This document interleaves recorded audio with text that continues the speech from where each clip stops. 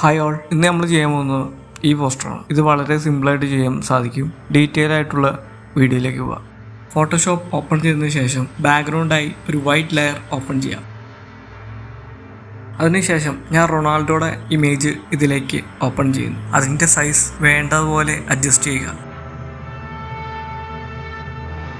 ശേഷം ടെക്സ്റ്റ് ടൂളിൽ vertical type tool select ചെയ്ത ശേഷം CR7 എന്ന് എഴുതി കൊടുക്കുന്നു. അതിനുശേഷം CR7 എന്ന് എഴുതിയിരിക്കുന്ന ടെക്സ്റ്റ് റൊണാൾഡോയുടെ ഇമേജ് കവർ ചെയ്യുന്ന രീതിയിൽ സൈസ് അഡ്ജസ്റ്റ് ചെയ്തെടുക്കാം.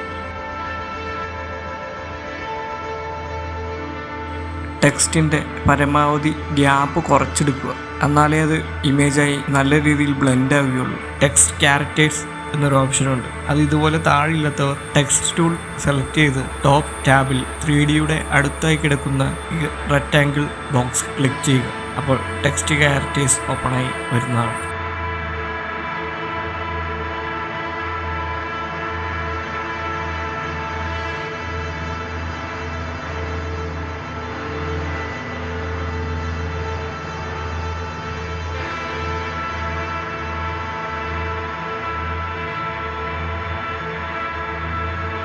അതിനുശേഷം റൊണാൾഡോയുടെ ഇമേജ് Ctrl+J അമർത്തി ഡ്യൂപ്ലിക്കേറ്റ് ചെയ്ത് CR7 എന്ന് എഴുതിയിരിക്കുന്ന ടെക്സ്റ്റിൻ്റെ മുകളിൽ കൊണ്ട് പ്ലേസ് ചെയ്ത് ക്ലിപ്പിംഗ് മാസ്ക് കൊടുക്കുക.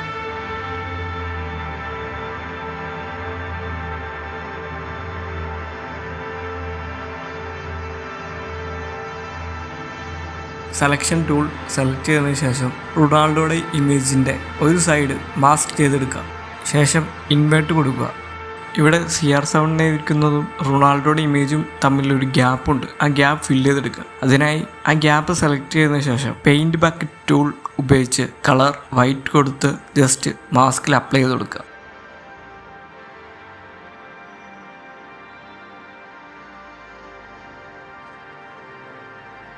ഓക്കെ, ഇതിനുശേഷം CR7 എഴുതിയിരിക്കുന്ന ടെക്സ്റ്റിൽ ഡബിൾ ക്ലിക്ക് ചെയ്യുക.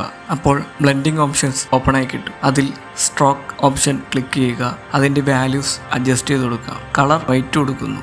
ശേഷം അതിൻ്റെ സൈസ് ആ ലെറ്റർ വിസിബിൾ ആവുന്ന രീതിയിൽ കൊടുക്കുക.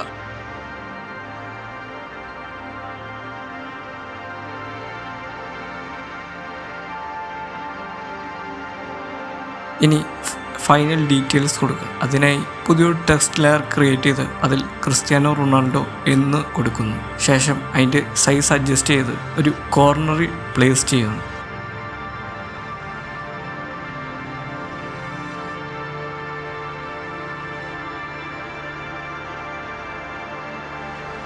ന്യൂ ഗൈഡ് ലൈൻ ഓപ്പൺ ചെയ്ത ശേഷം നിങ്ങളുടെ ഫ്രെയിമിന് അനുസരിച്ച് മാർജിൻ നമ്പേഴ്സ് കൊടുക്കുക. ശേഷം റൊണാൾഡോയുടെ ടെക്സ്റ്റ് പെർഫെക്റ്റായി പ്ലേസ് ചെയ്യുന്നു.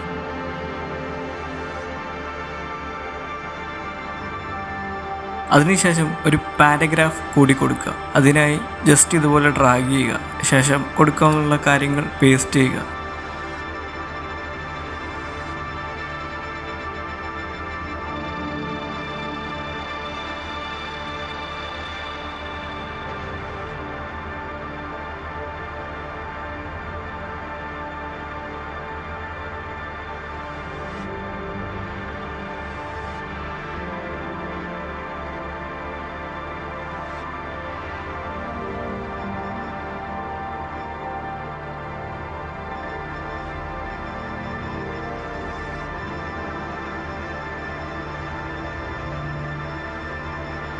ഫൈനൽ ഡീറ്റെയിലിന് വേണ്ടി പോർച്ചുഗൽ ടീമിൻ്റെ ലോഗോ കൂടി ആഡ് ചെയ്യുന്നു.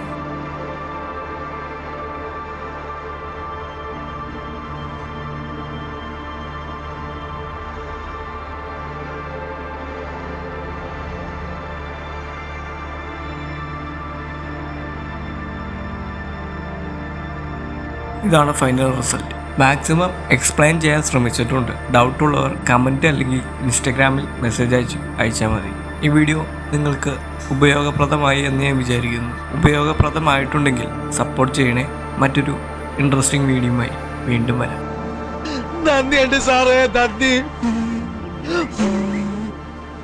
നന്ദി മാത്രമല്ലേ.